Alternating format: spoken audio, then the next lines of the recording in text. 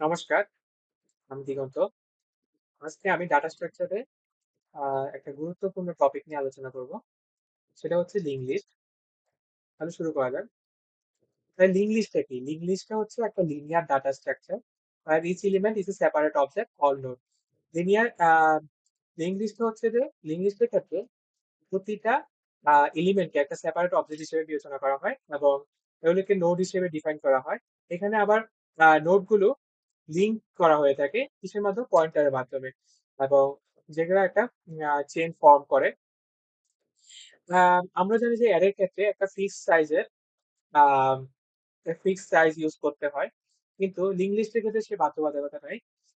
অর্থাৎ এক্ষেত্রে তোমার সাইজটা ফিক্স করে দেওয়ার দরকার নাই। আমরা যে কোনো সাইজ ইউজ করতে পারি। অর্থাৎ এক্ষেত্রে আমি ডাইনামিক্যালি মেমোরিটা অ্যালোকেট করতে পারি সাইজ অ্যাসাইন করার জন্য। এবার পরবর্তী টপিকে যাওয়া যাক, আন্ডারস্ট্যান্ডিং লিঙ্ক লিস্ট। তাহলে লিঙ্ক লিস্টকে আমি মেনলি দুইটা ফিল্ডের আন্ডারে বিভক্ত করতে পারবো।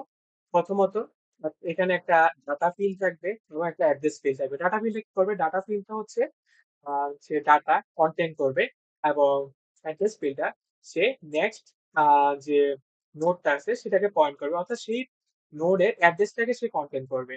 এভাবে এটা একটা ডাইনামিক এবং ফ্লেক্সিবল স্ট্রাকচার গঠন করে, যেখানে ইনসার্শন আর ডিলিশন প্রসেসে মাচ মোর ইজি। পরবর্তী টপিকে যাওয়া যাক। পরবর্তী টপিক হচ্ছে যে টাইপস অফ লিঙ্ক লিস্ট। এখানে আমরা মেনলি বেসিক্যালি ৪ ধরনের লিঙ্ক লিস্ট রয়েছে। প্রথমটা হচ্ছে যে সিম্পল লিঙ্ক লিস্ট, দেন আছে ডাবল ডাবল লিঙ্ক লিস্ট, তারপর আছে তোমার তারপর সার্কুলার লিঙ্ক লিস্ট, এবং সবশেষে আছে সার্কুলার ডাবল লিঙ্ক লিস্ট। এখানে এক একটার ইফিসিয়েন্সি এক এক রকম, এক একটা ব্যবহার ক্ষেত্র এক এক রকম, কিন্তু ইফিসিয়েন্সি দিক দিয়ে সার্কুলার ডাবল লিঙ্ক লিস্টটা বেশি ইফিসিয়েন্ট। পরবর্তী টপিকে যাওয়া যাক। পরবর্তী টপিক হচ্ছে অপটিমাইজিং পারফরমেন্স। লিঙ্ক লিস্টে আমাদের কিন্তু এখানে পারফরমেন্সটাকে অপটিমাইজ করতে ব্যবহার করা হয়ে থাকে। মেনলি এটা বিভিন্ন অপারেশন, যেমন সার্চিং, তারপর হচ্ছে মার্জিং, শর্টিং, এগুলোকে সে ফেসিলিটেট করে, এগুলো যে অপারেশনটাকে ফেসিলিটেট করে, ফলে এদের পারফরমেন্সটা অপটিমাইজ হয়।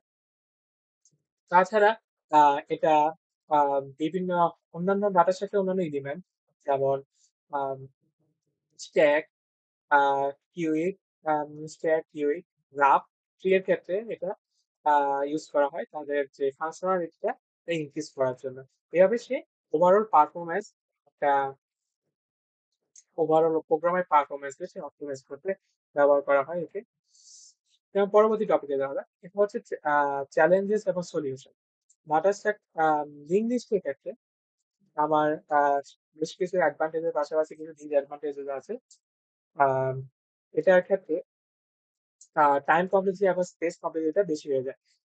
কিন্তু আমরা এটাকে ফিক্স করতে পারি যদি আমরা স্মার্টলি একটা প্রোগ্রামকে ডিজাইন করি। অর্থাৎ আমরা যদি ডাইনামিক্যালি মেমোরি অ্যালোকেট করি এবং ডিঅ্যালোকেট করি, তাহলে আমার এই কমপ্লেক্সিটিটা কমে যায়, এবং এটা ফাস্ট হয়ে যায়, এবং অর্থাৎ টাইম কমপ্লেক্সিটিটা কমে যায়। এবার পরবর্তী টপিক হচ্ছে application in real world scenario. অর্থাৎ এখানে আমরা লিঙ্ক লিস্টের অ্যাপ্লিকেশনটা দেখবো। এটা হচ্ছে লিঙ্ক লিস্টটা কম্পিউটার সায়েন্স এবং ওয়েব ডেভেলপমেন্ট বা সফটওয়্যার ইঞ্জিনিয়ারিং, অর্থাৎ সকল ক্ষেত্রে এটা ইউজ করা হয়ে থাকে।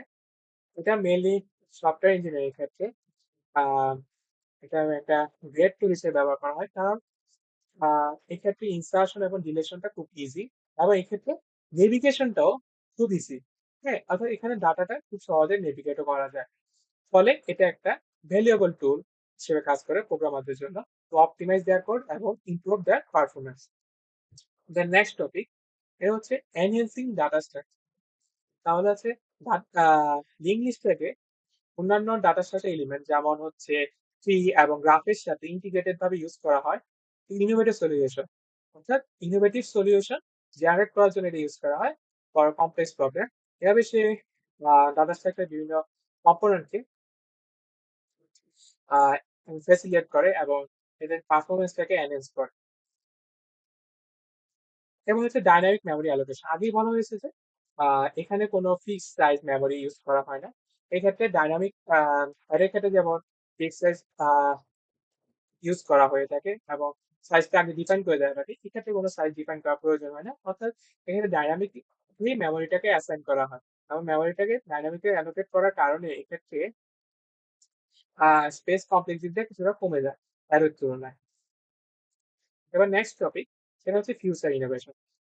ফিউচার ইনোভেশনের ক্ষেত্রে যদি বলা যায়, এখন বর্তমান হচ্ছে যে বর্তমান যুগ হচ্ছে আর্টিফিশিয়াল ইন্টেলিজেন্স যুগ। এবং এই ক্ষেত্রে ইংলিশটা একটা গুরুত্বপূর্ণ টুল হিসেবে ব্যবহার করা হয়, কারণ আর্টিফিশিয়াল ইন্টেলিজেন্সের ক্ষেত্রে এটা একটা খুবই কার্যকরী টুল হিসেবে ব্যবহার করা হয়। আর্টিফিশিয়াল ইন্টেলিজেন্স বিভিন্ন প্রোগ্রাম জেনারেট করার ক্ষেত্রে ইংলিশটা সাহায্য নেওয়া হয়।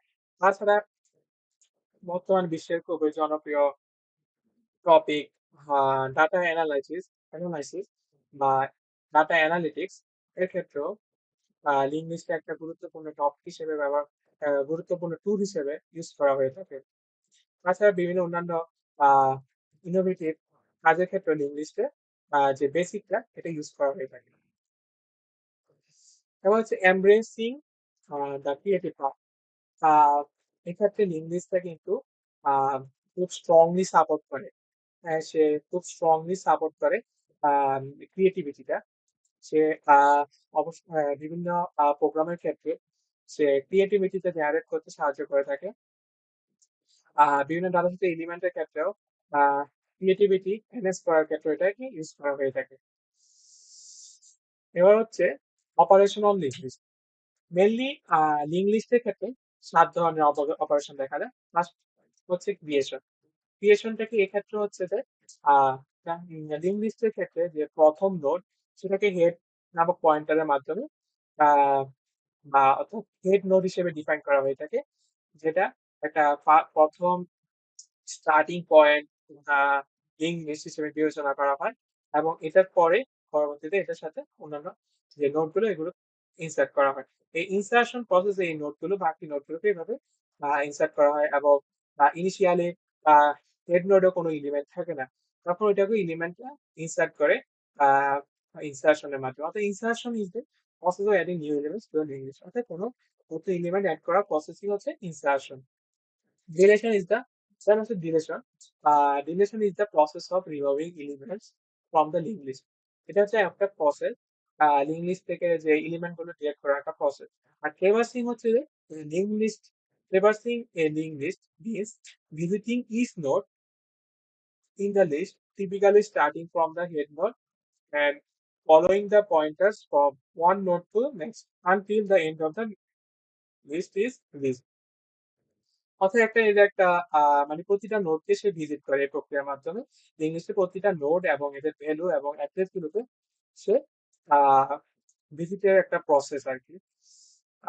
আর সার্চিং হচ্ছে একটা স্পেসিফিক ভ্যালু, আহ একটা নোডের স্পেসিফিক ভ্যালুকে ফাইন্ড করার জন্য এটাকে ব্যবহার করা হয়। আর কনকেটেনেশন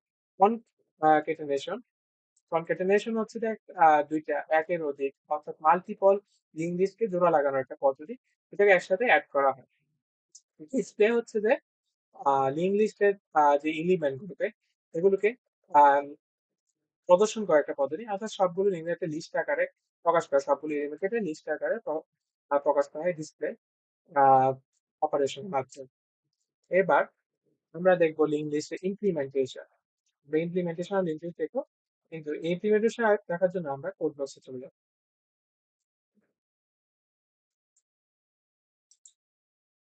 এখানে আমি সুবিধার জন্য আগে থেকেই কোডটা রেডি করে রেখেছি। আমি এক্ষেত্রে C++ ল্যাঙ্গুয়েজ ইউজ করেছি, কিন্তু অন্য যে কোনো ল্যাঙ্গুয়েজ ইউজ করা যেতে পারে। ফার্স্ট অফ অল আমি এখানে একটা নোড ক্রিয়েট করেছি, ক্লাস ক্রিয়েট করেছি, এটার নাম হচ্ছে নোড। এবং এটার ক্ষেত্রে দুইটা পাবলিক মেম্বার রয়েছে, একটা হচ্ছে ডাটা এবং আরেকটা রয়েছে নেক্সট নামে একটা পয়েন্টার রয়েছে, যেটাও কিন্তু পাবলিক। এবং এখানে একই সাথে একটা নোড নামে একটা কনস্ট্রাক্টর আমরা ডিক্লেয়ার করেছি। এই উপরে আগে যে এলিমেন্ট দুইটা আছে এই দুইটা এলিমেন্টকে ইনিশিয়ালাইজ করার জন্য আমি এই কনস্ট্রাক্টরটা ইউজ করেছি। এবং এই ক্ষেত্রে আমি দিস পয়েন্টার ইউজ করে আহ, এই যে উপরে দুইটা এলিমেন্টকে আমি ইনিশিয়ালাইজ করেছি। দেন আমি ক্লাস লিঙ্ক লিস্ট নামে আরেকটা ক্লাস ক্রিয়েট করেছি। এখানে হেড নামে একটা পয়েন্টার ডিক্লেয়ার করেছি যে ফার্স্ট এলিমেন্টটাকে ডিনোট করার জন্য, এবং এখানে আরেকটা কনস্ট্রাক্টর ডিক্লেয়ার করেছি। এটা একটা ডিফল্ট কনস্ট্রাক্টর হিসেবে হেডটাকে অ্যাসাইন করে হেডটাকে ইনিশিয়ালাইজ করার জন্য। ইনিশিয়াল ইনিশিয়াল অবস্থায় যখন কোনো ভ্যালু থাকবে না, তখন এটা নাল পিটিআর অর্থাৎ আহ, সম্পূর্ণ খালি থাকবে এবং এটা নাল ভ্যালু অ্যাসাইন করা থাকবে, নাল পয়েন্টার অ্যাসাইন করা থাকবে এটাতে। দেন আমি যে 7টা অপারেশন আছে ওগুলোর জন্য আমি আলাদা মেম্বার ফাংশন ডিক্লেয়ার করেছি। যেমন ইনসার্শনের জন্য ইনসার্শন এট বিগিনিং এবং ইনসার্শন এট এন্ড, দুইটা ফাংশন আমি ডিক্লেয়ার করেছি। এবং ডিলিশনের জন্য আমি ডিলিট নোড নামে আমি আরেকটা মেম্বার ফাংশন ডিক্লেয়ার করেছি। একইভাবে আমি ট্র্যাভার্সিং এর জন্য, সার্চিং এর জন্য, কনকেটিনেশনের জন্য আলাদা আলাদা মেম্বার ফাংশন ডিক্লেয়ার করেছি। এবং ভয়েড ডিসপ্লে দিয়ে আমি লিঙ্ক লিস্টটাকে ট্রেভার্স করার জন্য এই ভয়েড ডিসপ্লে সেটা ইউজ করেছি। আহ, আর ভয়েড ডিসপ্লে মেনু আমি আমি আরেকটা মেম্বার ফাংশন ক্রিয়েট করেছি যে মেনুগুলো ডিসপ্লে করার জন্য। অর্থাৎ এক্ষেত্রে আমি প্রতিটা অপারেশনকে একটা নাম্বারিং করেছি এবং মেনু অ্যাসাইন করেছি, মেনু আকারে আমি প্রেজেন্ট করেছি আর কি। আহ, এবার এবার ইন্টিজার মেইন ফাংশনের মধ্যে আসা যাক। ইন্টিজার মেইন ফাংশনের মধ্যে আমি লিঙ্ক লিস্ট এর দুইটা object list one, link list ক্লাসে দুইটা অবজেক্ট লিস্ট ওয়ান এবং লিস্ট টু ক্রিয়েট করেছি, এবং দুইটা আমি ভেরিয়েবল নিয়েছি, ইন্টিজার ভেরিয়েবল চয়েস এবং ভ্যালু নাম। এবং যে উপরের ফাংশনগুলোকে আমি এক্সিকিউট করার জন্য এক্ষেত্রে আমি হোয়াইল লুপ এবং এর আন্ডারে একটা সুইচ কেস ইউজ করেছি, সুইচ কেস ব্লক ইউজ করেছি ফাংশনগুলোকে কল করার জন্য। আহ, এবার দেখা যাক যে কোডটা ঠিকঠাক মতো রান করে কিনা। এখানে দেখা যাচ্ছে আমার মেনুগুলো শো করছে। আমি প্রথমত তো কোনো ভ্যালু নেই, আমি এখানে একটা ভ্যালু ইনসার্ট করবো। বিকজ আমি ওয়ান প্রেস করলাম এবং এখানে আমার কাছ থেকে ভ্যালুটা যাচ্ছে, তাহলে আমি 34 দিই, 34 এখানে ইনসার্ট হয়ে গেল। দেন আমি এন্ডে আরেকটা ভ্যালু করতে যাচ্ছি, যেহেতু আমি 2 প্রেস করলাম এবং এখানে আমি দিলাম 67, এভাবে এটাও ইনসার্ট হয়ে গেল।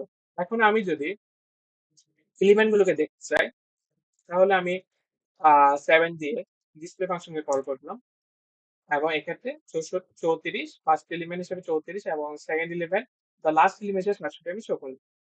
এবার আমি যদি একটা লিস্ট এটার সাথে কনফ্লিক্ট করতে চাই, তাহলে আমি 6 প্রেস করব।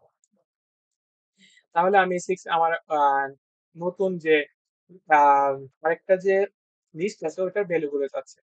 তাহলে ধরো 34 দিলাম, তারপর 90 দিলাম, শেষে -1 দিয়ে এটাকে এন্ড করে দিলাম।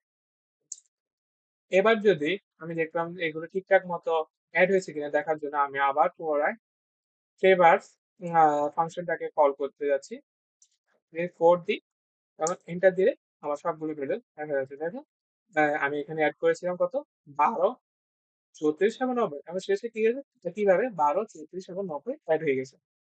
তাহলে আমার প্রোগ্রামটা ঠিকঠাক হয়েছে। এবার আমি এক্সিট দিয়ে ওটা ক্লোজ করে দিলাম।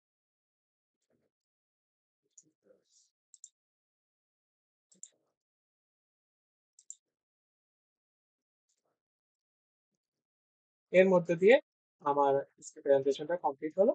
Thank you.